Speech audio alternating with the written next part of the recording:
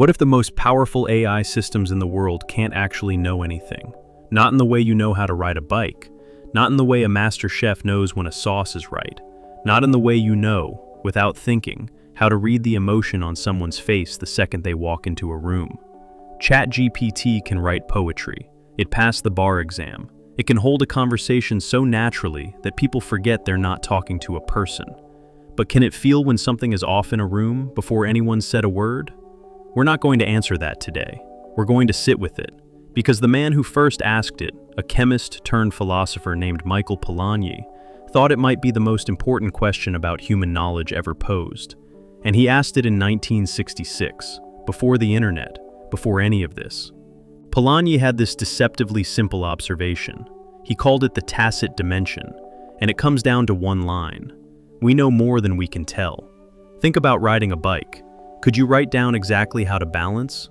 The micro corrections your body makes hundreds of times per second.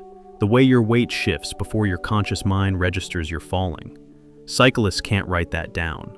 Physicists can't fully model it. And yet, kids learn to do it all the time. Not from a manual, from falling down and getting back up until something clicks. That knowledge, where does it live? Not in words, not in rules. Somewhere in the body, in experience. And you can't just tell someone how to have it. Now here's where AI comes in. Because everything we've built, from early rule-based systems to GPT-4, is built entirely on explicit knowledge. Things humans wrote down, things that could be encoded, stored, processed. ChatGPT was trained on more text than any human could read in 1,000 lifetimes. And what comes out is genuinely astonishing. It explains, it reasons, it writes. But here's the Polanyian question. What was never written down? The knowledge in the hands of a surgeon who's done 10,000 procedures. That felt sense of resistance in the tissue that tells them something isn't right before any instrument confirms it. The instinct of an experienced teacher who can feel when a classroom is about to lose the thread before the fidgeting even starts. The wisdom of a therapist who knows that what the patient is saying is not what they actually mean. None of that made it into the training data, because it couldn't. You can't write down what you can't put into words. So what does an AI built entirely on what we can tell actually know? Now, smart people argue this is just an engineering problem. That tacit knowledge is really just implicit knowledge, patterns too complex to articulate yet, but not fundamentally different.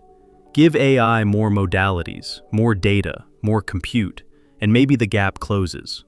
Maybe. The trajectory of AI is real, and I don't want to dismiss it. But Polanyi's deeper point wasn't just about what we know, it was about what it means to be a knower. He talks about a blind person using a cane. After a while, they stop feeling the cane in their hand. They feel the ground. The cane gets incorporated into how they perceive reality. It becomes part of them. That's what mastery looks like. The surgeon's scalpel stops being a tool and starts being a finger. The musician's instrument stops being an object and starts being a voice. You are not the same person after 10,000 hours of practice. Something has been built into you. Can a language model be changed by what it processes, the way a person is changed by what they live through? It processes tokens, it updates weights.